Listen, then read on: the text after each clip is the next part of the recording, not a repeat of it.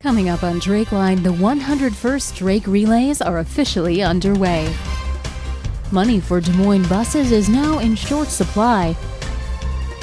And introducing one of Drake's softball's biggest fans.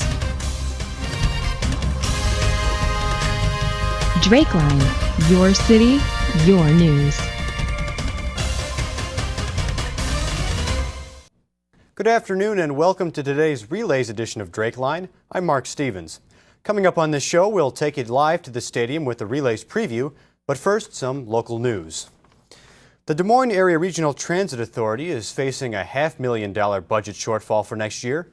Reporter Jess Hoffert says the company is running out of options to cover its current debt situation. From this perspective of DART's headquarters, things look quite pleasant and calm.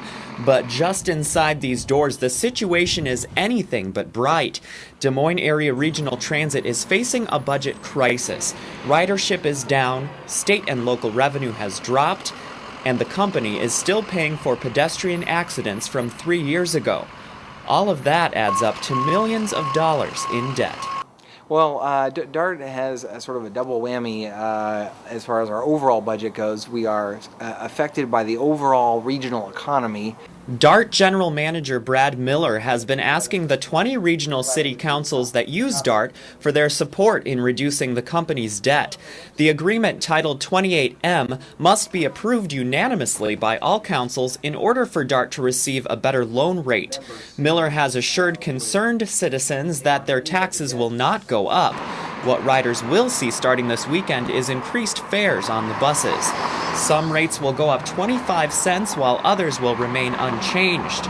Numerous bus routes will also be cut beginning Sunday. Miller says the only way to maintain the existing routes will be unanimous approval of the loan-reducing amendment. This amendment just keeps buses running, keeps more buses running on our roads, so that's a good thing for most people. Windsor Heights City Council moved to postpone their decision pending further information on DART's proposal. I'm Jess Hoffert. So far, 11 out of 20 city councils have approved the loan-reducing proposal by DART.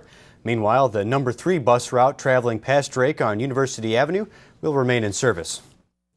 Travel across Europe is slowly returning to normal. Only one Drake study abroad student was seriously affected by the volcanic ash cloud. She was stuck in Germany when this happened, and she ended up staying 5 days later than what she anticipated, and she was able to get out. Actually, she'll be able to get out of Dusseldorf, Germany tomorrow. This volcano's eruption has weakened a little bit. That's allowing planes at this airport to start flying again.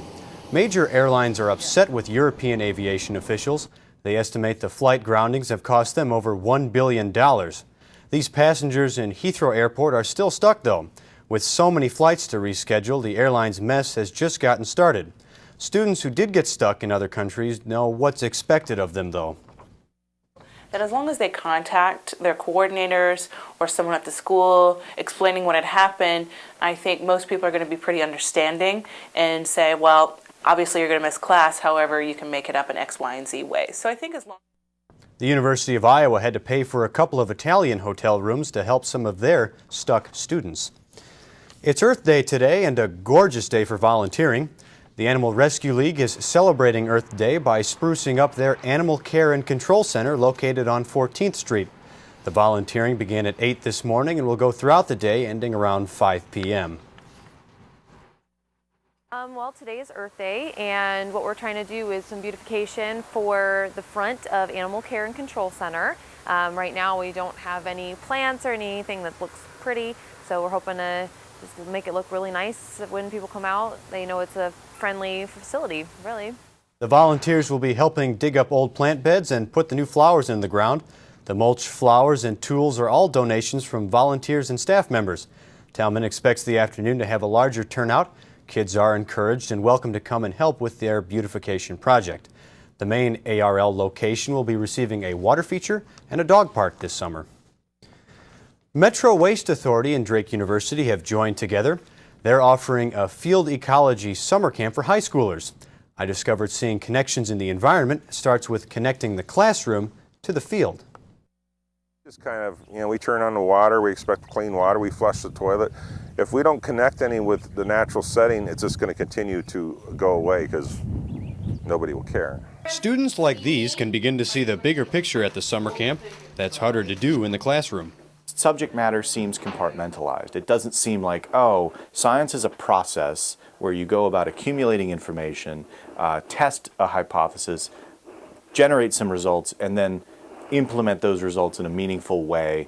Students will be able to sample water, see animals up close, and gain experience. For students to get hands-on experience, it's going to be much more meaningful when they can understand how things relate to each other in nature. Most students have to wait until college for that experience. Just had the lab, the frog in the pan, and sliced it up, and that was it. So didn't have this experience until I went to college. Having that earlier experience helps students grasp reality.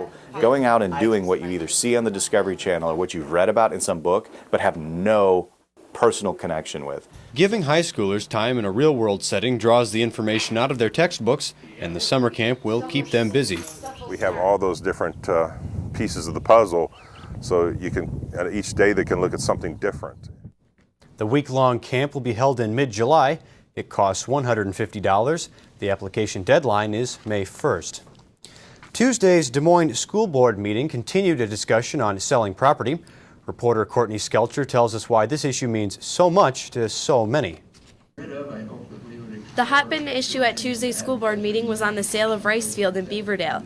The room slowly filled as the agenda reached the topic.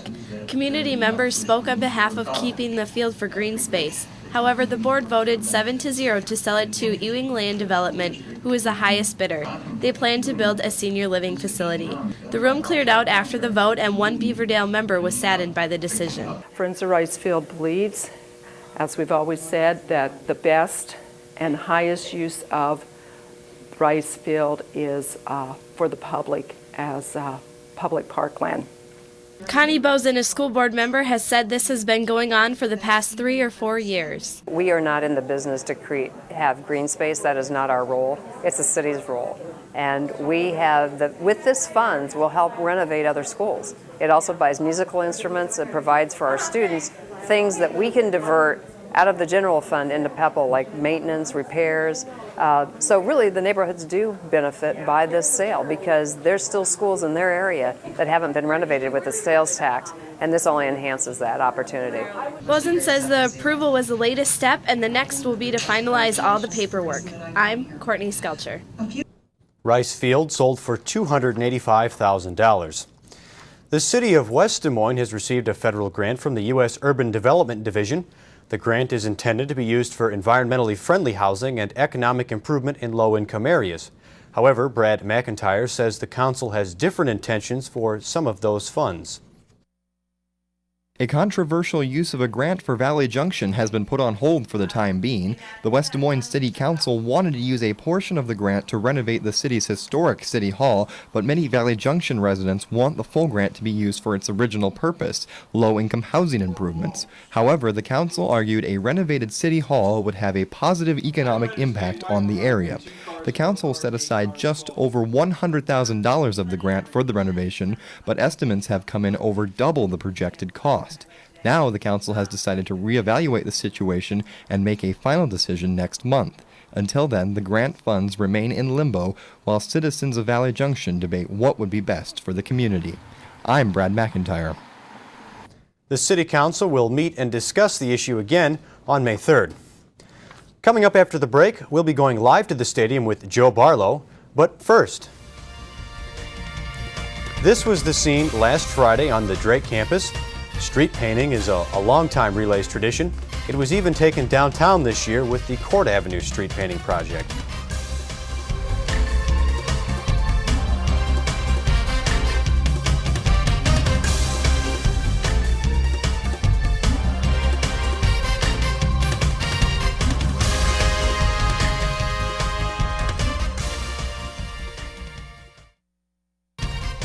You're watching DrakeLine with Mark Stevens and Jamie Teese. DrakeLine, your city, your news. Yes, ready. Go get it.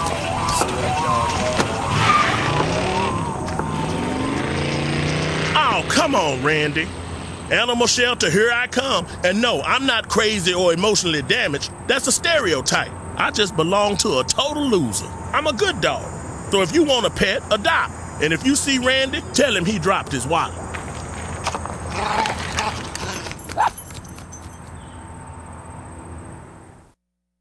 For 50 years, we only knew television one way. Oh, Bob Hope. Hi, boss. Hello, Rochester. In living color. Here's Johnny. Now, you'll see us in a whole new light. The digital age is coming to the College Channel. Starting this spring, we'll introduce the next chapter of broadcast history. For more information and how you can take part, visit us at thecollegechannelonline.com. Welcome back to DrakeLine. We'll go live now to Joe Barlow at Drake Stadium, who's starting to see some races begin.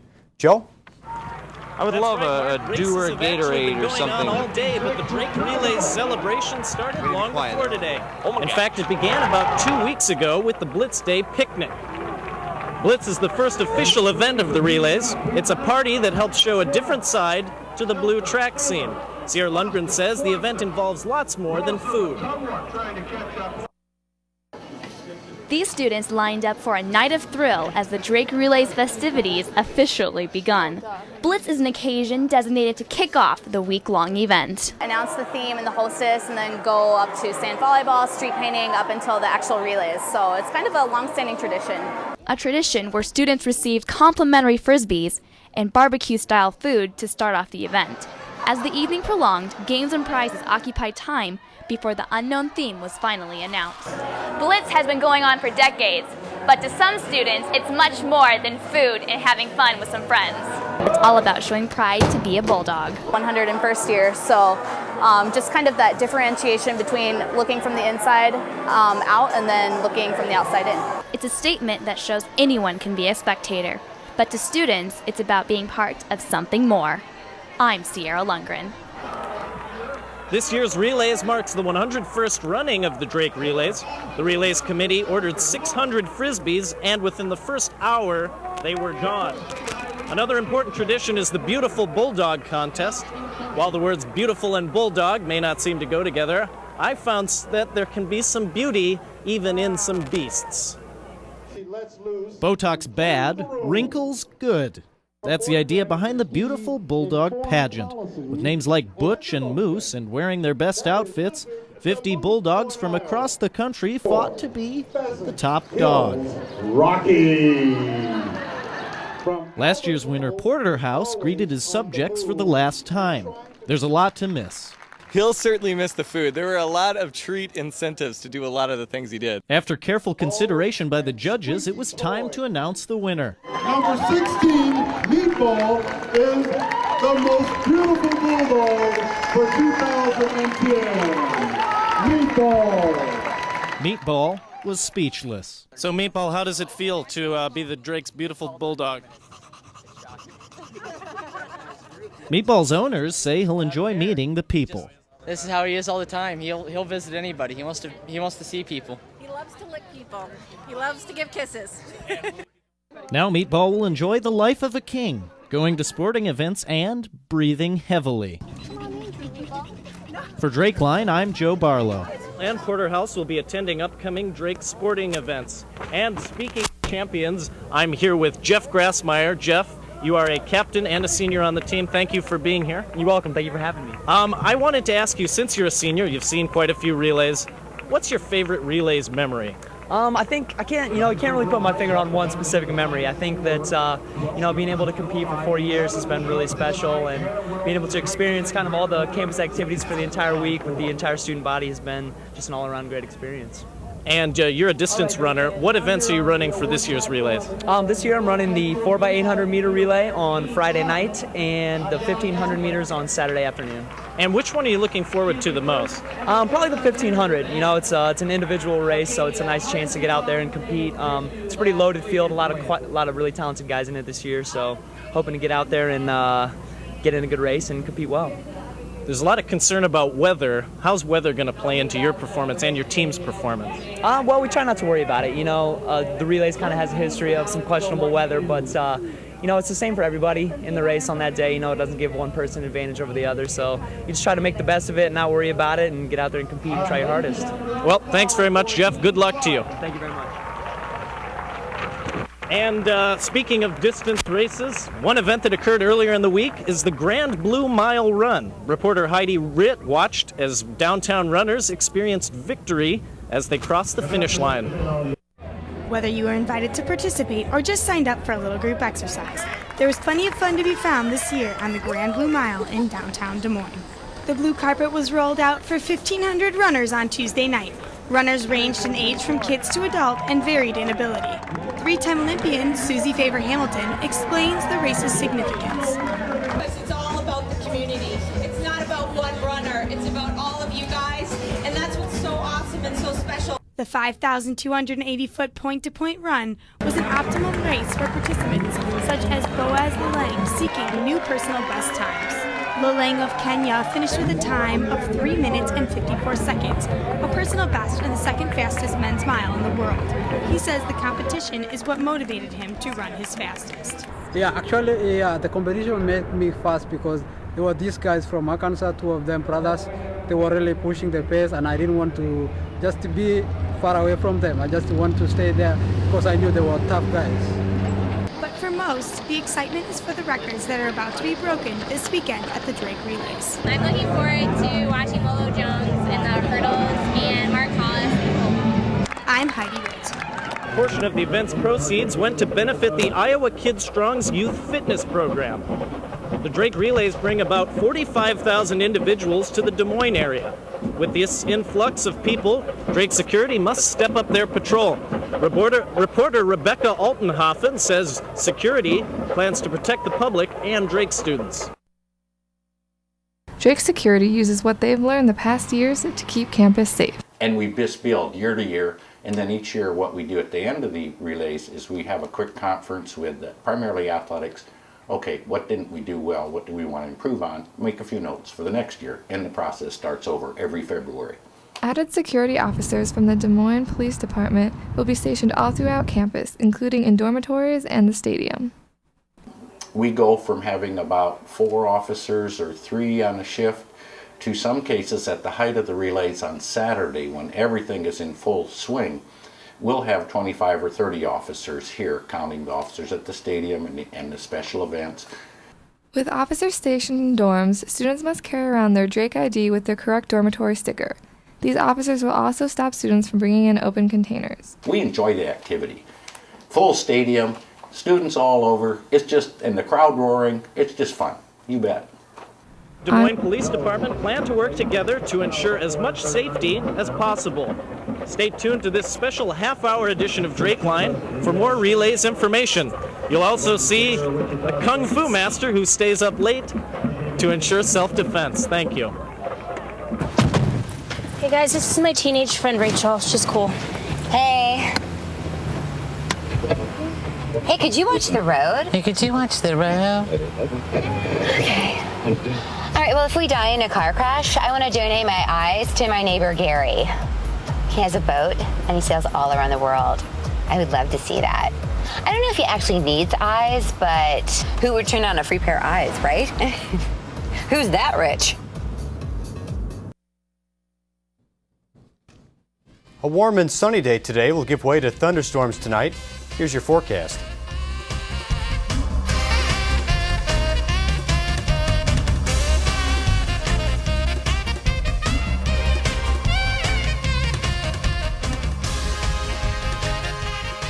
Two years ago, Postville was the site of Iowa's largest immigration raid. Think Magazine's Logan Weeks is live to tell you about his experience in that diverse town.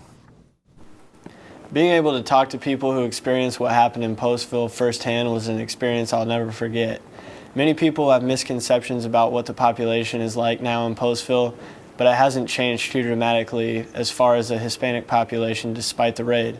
Yes, there are many new Hispanic families, but Postville is still a diverse community.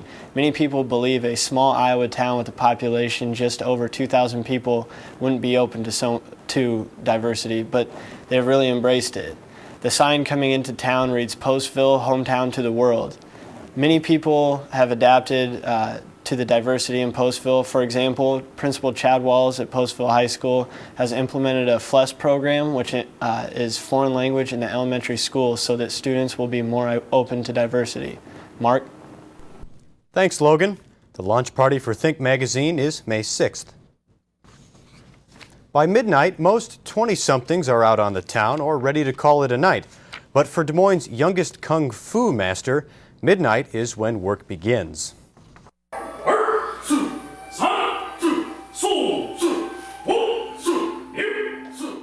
This is prevention. This is not about picking fights. This is not about this and that.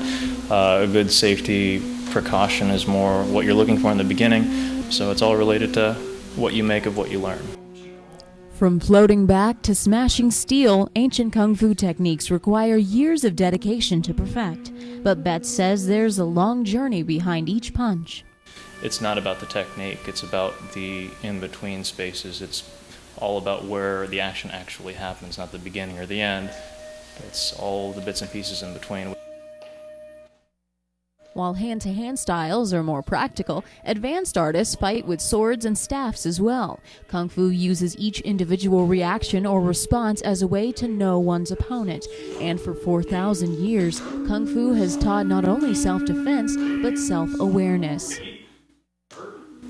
In terms of fighting and in terms of life, really, the transitions are always the hardest part to get down. But once you find a way to master those difficult spots, there's not a whole lot you can't do. And while mastery is the work of a lifetime, Betts says the basic moves are fairly simple for all those who want to learn. That's the goal that keeps his students up late and keeps Betts recreating this ancient bridge between war and peace. I'm Rebecca Maxwell. Betts and other masters will show their skills during World Tai Chi Day on Saturday. First-time martial artists can get a free lesson at the Walnut Creek YMCA until noon. The stocks recovered from a slide today. Here are your closing numbers.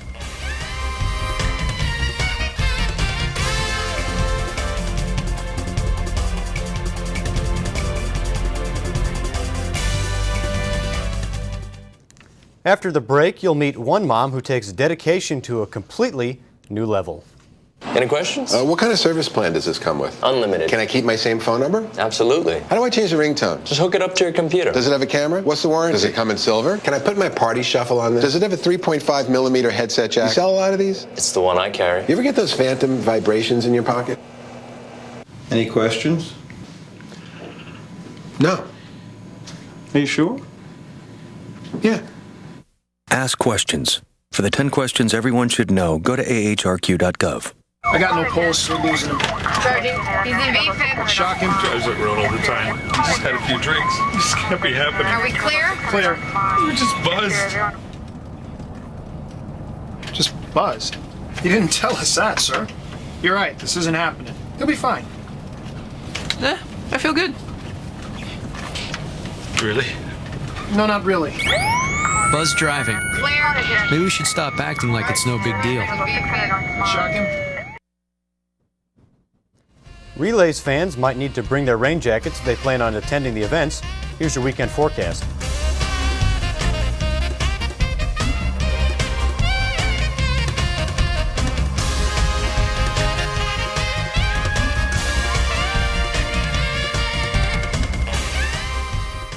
As the weather continues to warm up, people are looking for more things to do outside.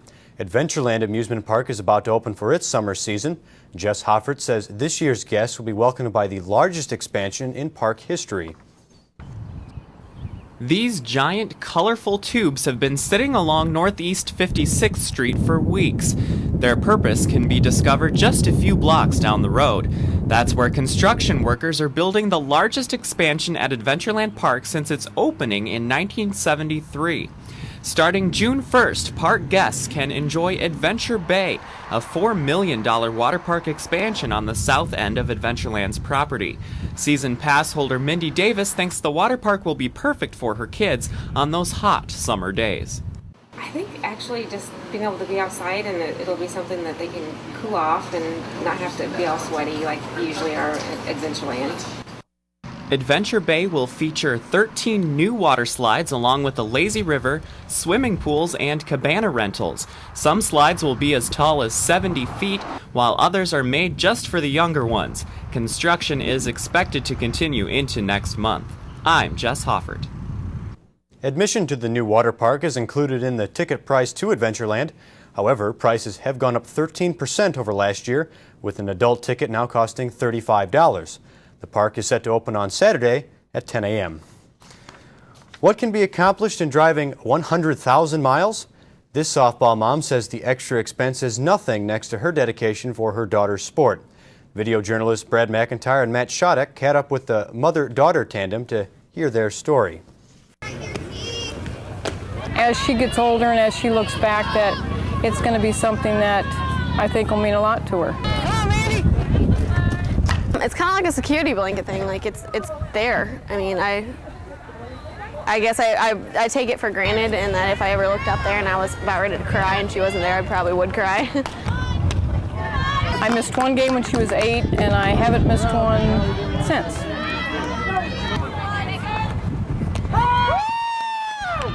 I almost feel guilty just because they've spent so much money and so much time, and that everyone else hasn't had that parent there, and I am very blessed to have my parents there. We've gone to Texas, we've gone to Florida a couple of times, Arkansas, Arizona, Kentucky, just throughout places that I never probably would have had the opportunity to go. Come on out! It's a lot of memories that you won't forget. I mean, just the lifelong memories of just getting to know just a ton of people all over the country. Robin coached Mandy throughout youth softball. She says it will be difficult when Mandy's career at Drake ends this spring. Now we're going to head back over to the stadium where Brad McIntyre and Greg Woods will give us a preview of what is to come at this year's Drake Relays. Welcome back inside Drake Stadium. I'm Brad McIntyre alongside Greg Woods. We will have live coverage of the Drake Relays here on the College Channel at the conclusion of DrakeLINE. It's the first full afternoon of action here at the Relays, and it's the Distance Carnival. And Greg, the big story of the afternoon really has to be Dowling's Katie Flood. Katie Flood for years ran in the shadow of her sister Betsy, finally got her own chance after Betsy graduated, and she's capitalized on it very well. She had a chance this afternoon at making the 4th straight title, which she was able to do, and not only in doing so, she set a Drake Stadium record and a Drake Relays record also. So Katie Flood becomes the first prep athlete to win 4 in a row in the 3,000 meter. And of course, next year she's going to be a Husky at Washington, so a lot of people back there are going to be happy to see her win. Yeah, that's a great high school career for Katie Flood, and she, as you said, moving on to the University of Washington. We'll have live coverage tonight of more distance events, including the men's and women's 5,000 meters, Greg, along with the men's university steeplechase. Steeplechase will be one of the first events that we have when we come back, and a lot of great events going on Friday and Saturday as well. We'll be here throughout all of it. Yeah, of course, the big story Saturday, Des Moines' own Lolo Jones, the Roosevelt graduate, will be back at the Drake Relays running in the 100-meter hurdles. That's it. We'll be back live here at 4:30 with live coverage of the Drake Relays on the College Channel. Thanks for the preview, guys. This concludes our special half-hour Relays edition of DrakeLINE. You can hear much more from Brad, Greg, and the other reporters of the Drake Relays telecast in just 60 seconds. Good night.